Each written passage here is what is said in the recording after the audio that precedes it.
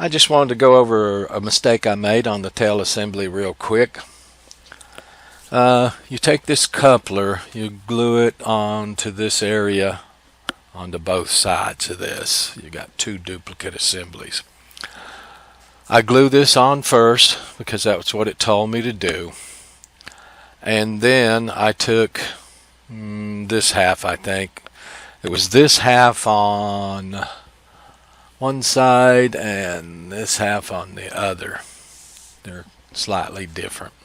You'll understand it if you ever put one of these together.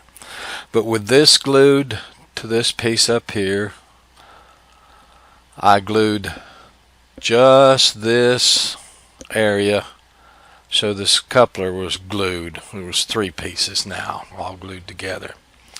And the mistake I made was I filled this little square area here that the coupler goes into with glue after I sanded it. And I sanded the rounded area of the coupler on both sides, actually.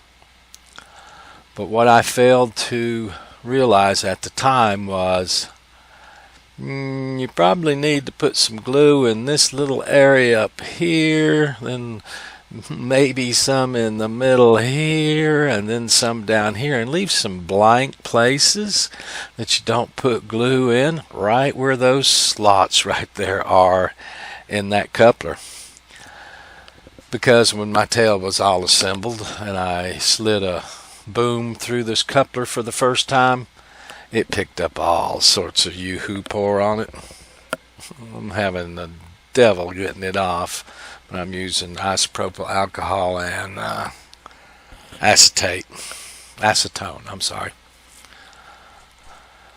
I didn't account for what glue would squeeze when you put that coupler into this, and what would come through this little slot right here and get on the inside of that coupler and be just perfectly set up to catch that boom as it went through there. So that's one thing I kind of made a mistake on, I realize now. And then of course after these two pieces were glued together, I let it sit, and then I put glue on these surfaces, all in here, and all of this, and then glued this half to this half with the coupler in the middle. Same thing applies over here. When you put glue into this little chamber right here, where the coupler's going to seat, don't do it all the way. Don't take an acid brush and spread it around evenly like I did, which probably saved me from getting just a bunch into it that would squeeze out. But